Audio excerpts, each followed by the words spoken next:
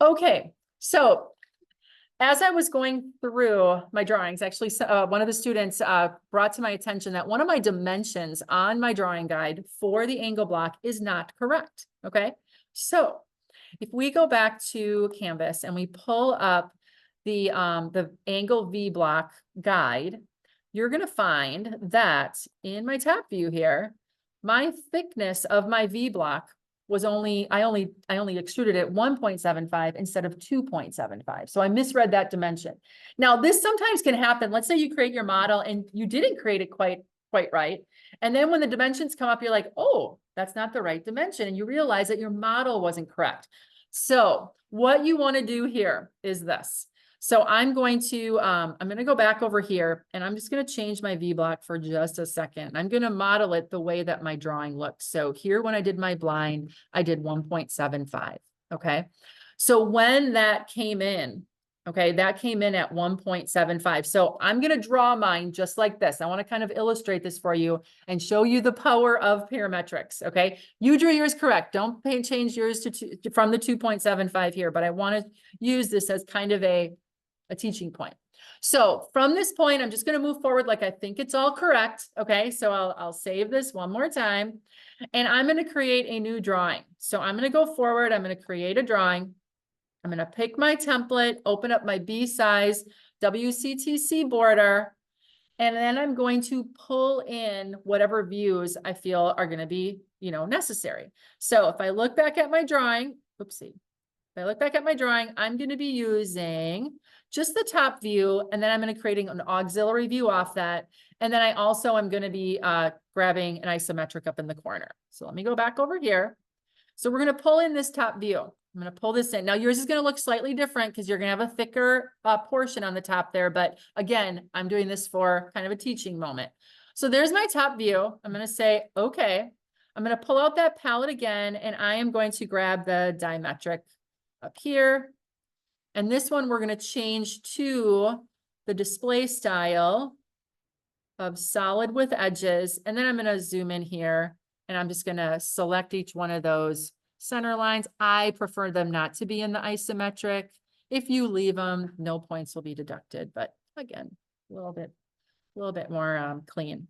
Okay, so I've got this here. And then I'm going to add my auxiliary view. Now I need to add the auxiliary view parallel or looking perpendicular to that side so that I can dimension this V where it's its true size and shape. If I do a front view off of my top view, it's going to be skewed. And the rules are you can't dimension to that. Okay. You always have the dimension where you see something as its true size and shape. So I'm going to go back to my drawing tab.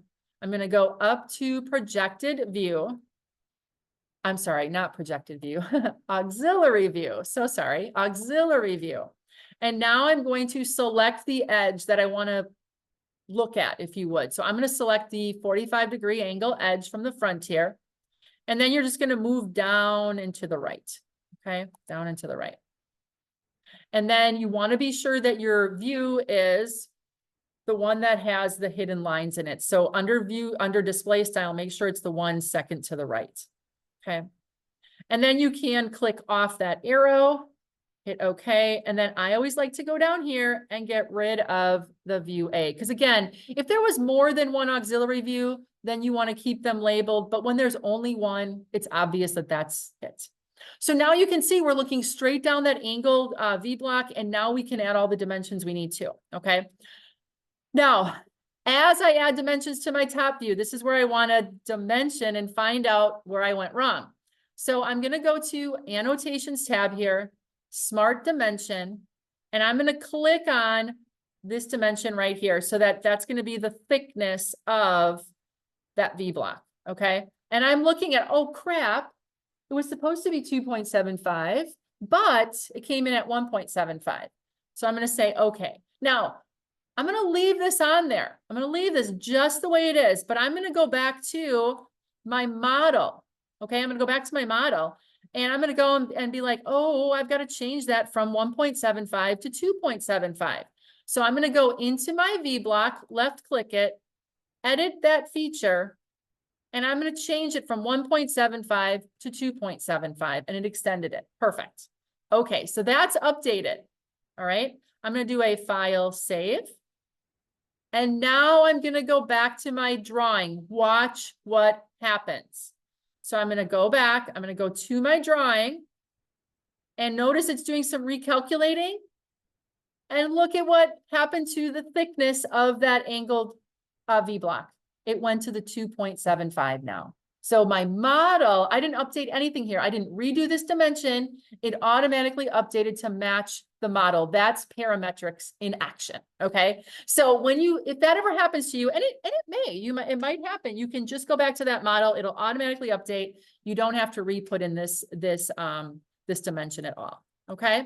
So, so now you're ready to add all the rest of the dimensions and fill in your title block. So I'm going to just peek back at Canvas and I'm looking if there's any dimensions that are out of the ordinary.